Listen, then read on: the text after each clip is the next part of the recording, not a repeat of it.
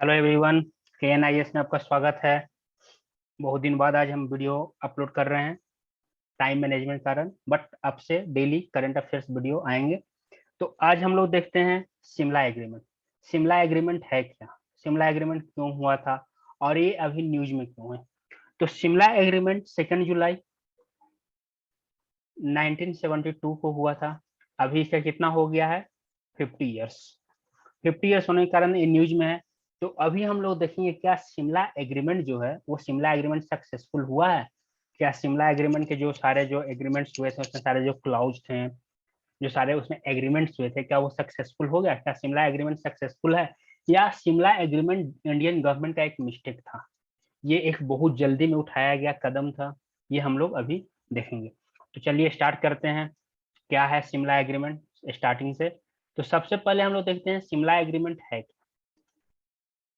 तो शिमला एग्रीमेंट एक peace treaty हुआ था, इसके बीच में इंडिया और पाकिस्तान के बीच में 2 जुलाई 1972 के कब, 1971 इंडिया पाकिस्तान वार के बाद, जब 16 दिसंबर 1971 को 93,000 सैनिकों के साथ जब पाकिस्तान आर्मी, ईस्ट पाकिस्तान, देखो जब इंडिपेंडेंस हुआ था तो ये जो इंडिया का मैप है इसके इधर और इधर पाकिस्तान था। ये था आपका वेस्ट पाकिस्तान, इंडिया के वेस्ट साइड में वेस्ट पाकिस्तान, और इंडिया के ईस्ट साइड में था ईस्ट पाकिस्तान। ठीक है। तो इसमें मेजर डिफरेंस क्या हुआ, ये क्यों हुआ, 1971 का वार क्यों हुआ था, ये हम लोग 2 मिनट में देख लेते हैं। तो ये जो ईस्ट पाकिस्तान है, जो बांग्लादेश है, और ये वेस्ट पाकिस्तान, दोनों का कल्चर बिल्कुल डिफरेंट था। नॉट ओनली कल्चर, लैंग्वेज सब कुछ डिफरेंट। यहाँ पे लैंग्वेज क्या था, उर्दू। यहाँ लैंग्वेज क्या है, बंगाली। कल्चर इनका अलग, इनका कल्चर अलग, कंप्लीटली अलग कल्चर। और ये लोग अपने आप को सुपीरियर समझते थे, इन्हें लोग डाउनग्रेड करके रखते थे। इनको कोई वैल्यू नहीं, इनको इनके ऊपर बहुत ज्यादा इनको टॉर्चर किया जाता था, इनके ऊपर जुल्म ढाया जाता था। उसके अलावा क्या हुआ था कि जब इलेक्शन हुआ था तो यहाँ के जो मुजीबुर रहमान थे, इनको मेजोरिटी मिला था, इनको शायद सबसे ज्यादा वोट मिला था इनकी पार्टी को। लेकिन यहाँ पे गवर्नमेंट किसका बना दिया गया, याहिया खान जो था वो गवर्नमेंट, यहाँ के पार्टी यानी कि परवेज मुशर्रफ की पार्टी को गवर्नमेंट बना दिया। तो ये सब बहुत बड़ा मिस्टेक हुआ था। तो इस कारण से, और यहाँ पे बहुत ज्यादा एट्रोसिटीज हो रहा था, यहाँ पे जो एट्रोसिटीज था वो बहुत ज्यादा यहाँ पे हो रहा था। तो इस कारण से, और इससे इंडिया, तो अब बात हुआ कि ये एट्रोसिटीज तो इससे गवर्नमेंट कर रहे थे, इससे इंडिया को क्या लेना देना, क्यों वार हुआ। तो यहाँ से ये सारे माइग्रेट कर रहे थे इंडिया में। इंडिया के जितने जो बॉर्डर स्टेट थे उस पर बहुत ज्यादा प्रेशर था। ठीक है। और यहाँ एक तो इंडिया ऐसे उसमें इस कंडीशन में नहीं था कि पूरी तरह से, उसमें तुरंत नया नया हमारा क्या ग्रीन रिवॉल्यूशन स्टार्ट ही हुआ था। बहुत सारा इश्यूज थे, हमारे पास खुद फूड क्राइसिस था, हम खुद फूड सिक्योरिटी नहीं था, और वहां से इतने सारे, लगभग बोला जाता है कि एक एक दिन में 10-10 लाख लोग वहां से माइग्रेट कर रहे हैं। तो जब इतना लोग माइग्रेट कर रहा है तो हम उन लोग को कैसे खाना खिलाएंगे। तो इस कारण से जो बॉर्डर स्टेट था उस सब पे बहुत ज्यादा प्रेशर था। तो इंडियन आर्मी जो था वो दिसंबर में अटैक किया, और आफ्टर 16 डेज, 16 दिसंबर को, 16 और 12 डेज के बाद 16 दिसंबर को पाकिस्तान आर्मी 93,000 आर्मी जो थे पाकिस्तान का वो सरेंडर कर दिया। इसके बाद 2 जुलाई 1972 को क्या हुआ, शिमला एग्रीमेंट। इसमें बहुत सारा इसमें एग्रीमेंट हुआ था, जैसे कि आप LOC, लाइन ऑफ कंट्रोल करोगे, लाइन ऑफ कंट्रोल बनाओगे, जहाँ पे इंटरनेशनल बॉर्डर है वहां से आर्मी से हट जाएंगे। और भी बहुत सारा था कि जैसे इसी में था एक, इसमें एक क्लाउज था कि जो भी हमारे बीच इश्यूज होंगे, जितने सारे इश्यूज होंगे वो हम बाइलेटरली सॉर्ट आउट करेंगे, बाइलेटरल सॉर्ट आउट करेंगे। इसका मतलब हम लोग के इश्यूज में तीसरा कंट्री अपना टांग नहीं अड़ाएगा। जैसे कि आप इस पे देखते हो, हमेशा भी हमेशा न्यूज में रहता है, बाकी ये अमेरिकन आप प्रेसिडेंट जो है वो हमेशा एकदम मतलब कि इस ताक में रहते हैं कि अब हमको मौका मिले कि हम इंडिया पाकिस्तान के बॉर्डर को, डिस्प्यूट को सॉर्ट आउट करें।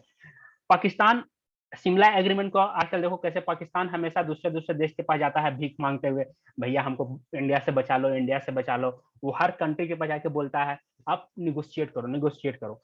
और यहाँ पे आपने शिमला एग्रीमेंट किया है कि हम लोग दोनों बायलैटरली सारे इशू को सॉर्ट आउट करें, तो फिर तीसरा कंट्री का यहाँ पे कोई स्कोप ही नहीं बचता है कि कोई तीसरा कंट्री आके हमारे इशू को सॉर्ट आउट करे।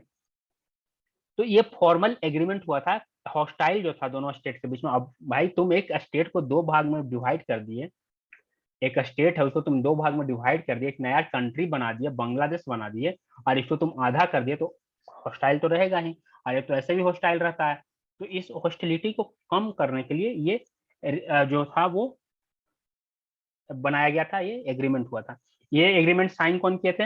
इंडिया की तरफ से रिप्रेजेंटेटिव थे आपकी इंदिरा गांधी, और पाकिस्तान की तरफ से रिप्रेजेंटेटिव थे पाकिस्तान के प्रेसिडेंट कौन? जुल्फिकार अली भुट्टो।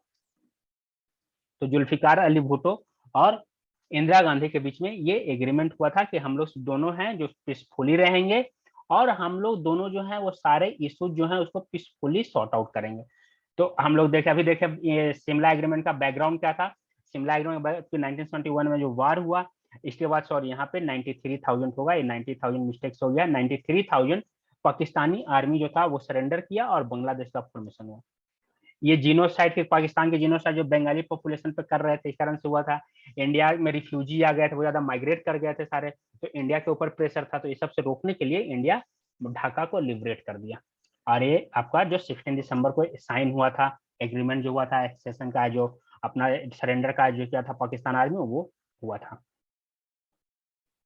तो प्रिंसिपल और ऑब्जेक्टिव्स क्या है शिमला एग्रीमेंट का? मेन प्रिंसिपल क्या है, क्यों हुआ, इसका ऑब्जेक्टिव्स क्या था? तो इसका प्रिंसिपल क्या था, कमिटमेंट था क्या कि हम लोग बाइलेटरल अप्रोच करेंगे, सारे इश्यूज को रिजोल्व करेंगे कैसे? पीसफुली। हम लोग सारे इशू को पीसफुली रिजोल्व करेंगे, और हमारा क्या अप्रोच रहेगा? Bilateral approach. मीन्स हम लोग दोनों मिल बैठ के सारा चीज सॉर्ट आउट करेंगे, इसमें तीसरा कंट्री कोई नहीं आएगा, तीसरे का कोई जरूरत यहाँ पे नहीं रहेगा। उसके बाद और क्या था, फोकस क्या होगा? पीपल टू पीपल कॉन्टेक्ट में हम फोकस करेंगे, जैसे कि हमारा जो कोऑपरेटिव रिलेशन है वो ज्यादा बढ़ेगा, जैसे पी टू पी जो होते हैं, पीपल टू पीपल, यहाँ पे नहीं कि हम कल्चरल बढ़ेंगे, हम लोग दोनों क्या करेंगे? सॉफ्ट डिप्लोमेसी को अपनाएंगे, हार्ड डिप्लोमेसी नहीं, सॉफ्ट डिप्लोमेसी करेंगे। और हम लोग दोनों क्या करेंगे? कोई ज्यादा, हम लोग दोनों लाइन ऑफ कंट्रोल जो है, लाइन ऑफ कंट्रोल को वायलेट नहीं करेंगे। और हम लोग आपस में क्या करेंगे? पीस रखेंगे, ताकि हम लोग का जो पीस है सब है वो अच्छा रहे, और हम लोग एक अच्छे दोस्त की तरह रहेंगे। इसका ऑब्जेक्टिव क्या था? कन्फ्लिक्ट और कॉन्फ्रंटेशन को खत्म करना, फ्रेंडली और हार्मोनियस रिलेशन बनाना, peace and welfare of state को बनाना, एक दूसरे के political independence, sovereignty, integrity, unity को रिस्पेक्ट देना। पाकिस्तान इसको कभी रिस्पेक्ट देता है? हमेशा अपने लड़ाके भेजते रहते हैं यहाँ पे इंटरनली। देखो, पाकिस्तान कारगिल युद्ध, मेनली कारगिल युद्ध के बाद समझ गया कि हम इंडिया से डायरेक्ट वार में कभी नहीं जीत सकते हैं। तो वो क्या, उसका वो अपना स्ट्रेटेजी चेंज कर दिया। वो अब अपना स्ट्रेटेजी बनाया कि इसको समय समय पे परेशान करते रहो, इसको इकोनॉमिकली इम्पैक्ट डालो, जैसे कहीं पे टेररिस्ट अटैक हो रहा है, वो ये आपस में कम्युनल हार्मोनी को भड़का रहे हैं। तो ये सब से उनका ये सारा उनका प्लान है, और यही वो कर रहे हैं। तो ये हमारे जो इंटेग्रिटी है इसको कहाँ वो रिस्पेक्ट कर रहे हैं, हमारी यूनिटी को वो रिस्पेक्ट नहीं कर रहे हैं, हमारे सोवरेनिटी को वो रिस्पेक्ट नहीं कर रहे हैं। तो ये सारा फिर हम लोग के इंटरनल अफेयर्स को डिस्टर्ब नहीं करना है, ये इसका ऑब्जेक्टिव था। लेकिन पाकिस्तान को, तुम पाकिस्तानी का कोई इसको इससे केयर नहीं है। हम लोग क्या है, हम लोग होस्टाइल प्रोपेगेंडा से रिफ्रेन करेंगे, दूर रहेंगे, कोई ऐसा प्रोपेगेंडा पे ध्यान नहीं देंगे। लेकिन जब कंट्री खुद एक प्रोपेगेंडा बनकर रह गया हो, तो उसको वो कैसे अपने आप को रिफ्रेन कर सकता है? पाकिस्तान खुद एक बनाना रिपब्लिक बन के रह गया है, पाकिस्तान को तो हम एक कंट्री मानते ही नहीं। मेरे हिसाब से पाकिस्तान एक कंट्री है ही नहीं, वो एक बनाना रिपब्लिक था।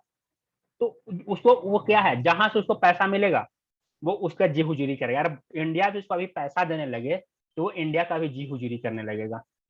पाकिस्तान एक ऐसा देश है, तो उसको होस्टाइल प्रोपेगेंडा से क्या मतलब है? उसको जो पैसा देगा उसके अनुसार वो चलेगा। तो यही उसका ऑब्जेक्टिव का, तो आप समझ रहे हो। तो इसके कुछ की इंपॉर्टेंट क्लाउज थे शिमला एग्रीमेंट के, वो हम लोग देख लेते हैं कि दोनों कंट्री जो है वो कैसे यूएन चार्टर के अनुसार चलेंगे।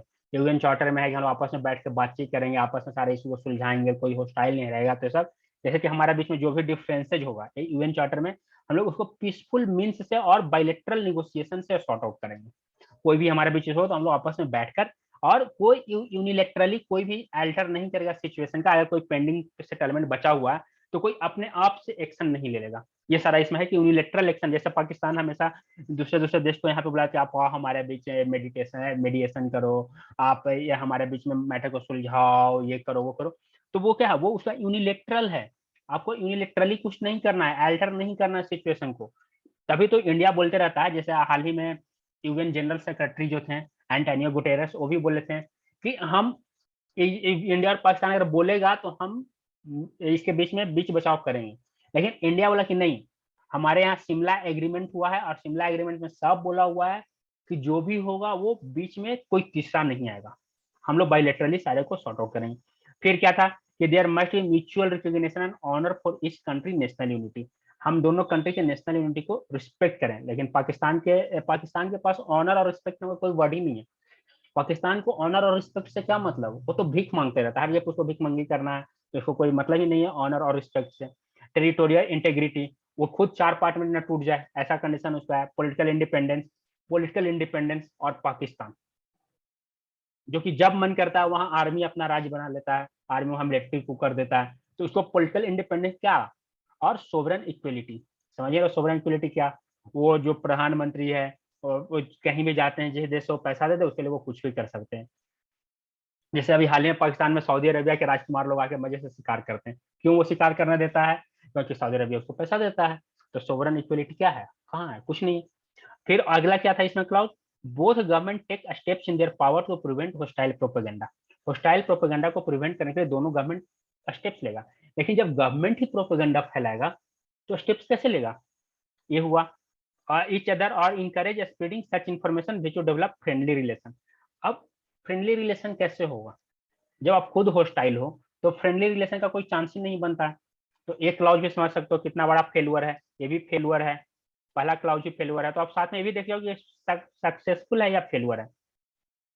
और क्या था एक क्लाउज इसमें कि हम लोग जो है वो क्या करेंगे, हम लोग एक साथ सब कुछ दोनों कंट्रीज के बीच में रेगुलेट करेंगे, रिलेशन को ब्रिंग बैक लाएंगे। जैसे कि हम लोग क्या करेंगे, कम्युनिकेशन को लाएंगे, पोस्ट, टेलीग्राफ, एयरलिंक्स, ये सब बॉर्डर पोस्ट, ये सारा कुछ स्टार्ट करेंगे, फ्लाइट से सब स्टार्ट करेंगे। हम लोग मेजर करेंगे कि हम लोग का ट्रेवल रिसोर्सेज जो है वो नेशनल के लिए एक दूसरे कंट्री का आसानी से हो। हम लोग और क्या करेंगे, हम लोग ट्रेड और कोऑपरेशन को बढ़ाएंगे, इकोनॉमिक एंड अदर फील्ड्स में। अब देखो इसमें भी देखो, इंडिया पाकिस्तान को मोस्ट फेवर्ड नेशन का स्टेटस दिए हुए था, जो कि ये पुलवामा अटैक के बाद वापस लिया गया। लेकिन सॉरी, उड़ी अटैक के बाद इसको वापस लिया गया, मोस्ट फेवर्ड नेशन का जो स्टेटस था वो इंडिया उड़ी अटैक के बाद वापस ले लिया। लेकिन पाकिस्तान इंडिया को नहीं दिया था मोस्ट फेवर्ड नेशन का। तो ये कैसे, फिर आपस में कैसे कर रहे हो, encourage the exchange of the knowledge in science and culture. Pakistan को साइंस से क्या मतलब, उसको कल्चर, कल्चर आप समझ, आगे कुछ बोलना नहीं है। फिर डेलीगेट्स फ्रॉम बोथ कंट्रीज, इनका और क्या था कि दोनों कंट्री के बीच में डेलीगेशन होगा, आपस में मिलेंगे, हर चीज पे बात करेंगे। अभी तो इवन की हमारा क्या है, सार्क भी है वो फ्रीज मोड में चल रहा है, सार्क भी हमारा नहीं आगे बढ़ रहा है। अगर ये लोग कहीं पे थर्ड स्टेट पे थर्ड फ्रंट पे मिलते भी हैं, जैसे मान लो ब्रिक्स में, ये सॉरी, मान लो बिम्स्टेक एससीओ में मिल रहे हैं या यूएन में मिल रहे हैं, कहीं भी मिल रहे हैं, तो ये लोग आपस में बात तक नहीं करते हैं। यहाँ पे क्या था कि जो इंडिया और पाकिस्तान के फोर्सेज है वो इंटरनेशनल बॉर्डर से वापस आ जाएंगे और यहाँ पे लाइन ऑफ कंट्रोल बनेगा जम्मू एंड कश्मीर में।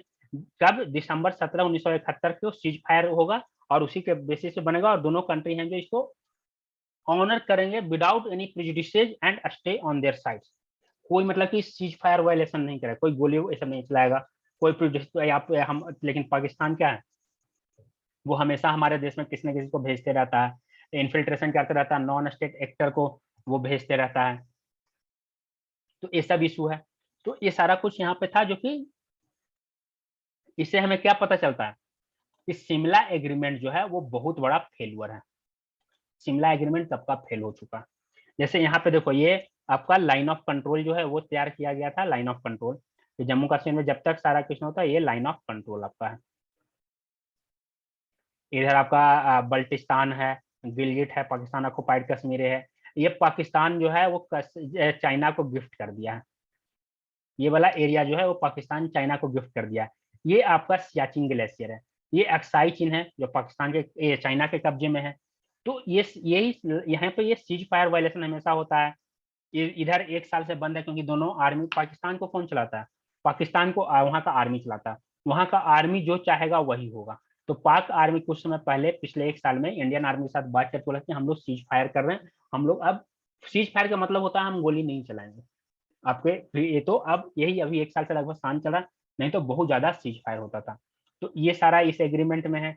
इसके बाद एग्रीमेंट का इफेक्ट क्या हुआ, तो शिमला एग्रीमेंट के बाद क्या हुआ, 93,000 जो प्रिजनर ऑफ वार थे उसको लौटाया गया ऑर्गेनाइज्ड मैनर में, जो कि इंदिरा गांधी प्रॉमिस की थी। और जो वार ऑफ प्रिजनर जो है, जो वियना कॉन्वेंशन, जो हमारा वियना कॉन्वेंशन के अनुसार, जैसे वियना को बोला गया कि अगर कोई प्रिजनर ऑफ वार आपके यहाँ थे तो आप सबसे पहले वहाँ के रेड क्रॉस सोसाइटी को इन्फॉर्म करोगे, उनके परिवार को इन्फॉर्म करोगे, उनके देश को इन्फॉर्म करोगे और उनको इज्जत के साथ रखोगे और उनको फिर आप रेड क्रॉस सोसाइटी को सौंप दोगे और वो उसको वापस करेंगे, ये सारा कुछ है। तो यहाँ पे किया गया।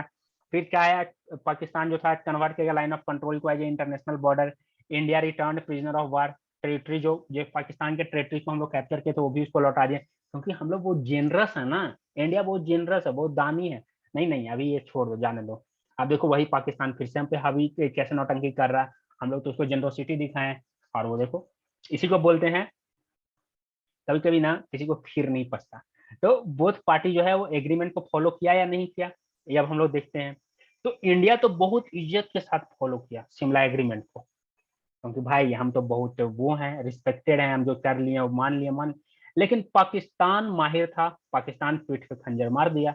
वो जिसका रिजल्ट क्या हुआ, कारगिल वार। हमेशा टेररिस्ट अटैक, मुंबई अटैक, उड़ी अटैक, पुलवामा अटैक, ये सारा कुछ होते रहता है। इतना जो टेररिस्ट अटैक होता है, प्रोपेगेंडा फैलाते रहता है। तो ये सारा कुछ क्या है, पाकिस्तान का। तो क्या वो एग्रीमेंट को फॉलो कर रहा, बिल्कुल नहीं, एग्रीमेंट को नहीं फॉलो कर रहा। तो ये सारा इशू यहाँ पे होता है। तो इससे अब हम लोग देखते हैं कि क्या ये एग्रीमेंट जो है वो कहीं कहीं तो बोला जाता है कि इंदिरा गांधी जो थी वो बहुत जल्दीबाजी में ये डिसीजन ले ली थी। अगर हम लोग चाहते हैं तो हमारे पास 93,000 पाकिस्तानी आर्मी थे, हम इसी 93,000 पाकिस्तानी आर्मी के बदौलत हम क्या करते हैं, कश्मीर इशू को परमानेंटली सॉर्ट आउट कर सकते थे उस समय। लेकिन हम ये भी नहीं किए। हमारे पास जो भी टेरिटरी पे कैप्चर था वो सबसे हम ज्यादा बेटर निगोशिएशन कर सकते थे। पता नहीं ऐसा क्या है, जल्दीबाजी था जो ऐसा एग्रीमेंट जल्दीबाजी में किया गया, जो कि कंप्लीटली एक तरह से बोला जाए तो एक फेलुअर एग्रीमेंट रहा, जो कि हर मोर्चे पे फेलुअर, इसे फिर से बनाने का प्रयास किया जा रहा है। तो ये आज का मेन था शिमला एग्रीमेंट। ये क्यों हुआ अभी न्यूज में है, क्योंकि 2 जुलाई को 50 ईयर्स इसके हुए हैं शिमला एग्रीमेंट के। तो ये एग्रीमेंट कैसे हुआ, इसका क्या हुआ, क्या क्लाउज था, सारा कुछ हम लोग देखें। तो इसके साथ हम आज का यहीं पे एंड करते हैं। अब सारे रेगुलर करंट अफेयर्स के वीडियो जाएंगे और आज के लिए यहीं पे चलो अच्छे से पढ़ो। Okay, thanks.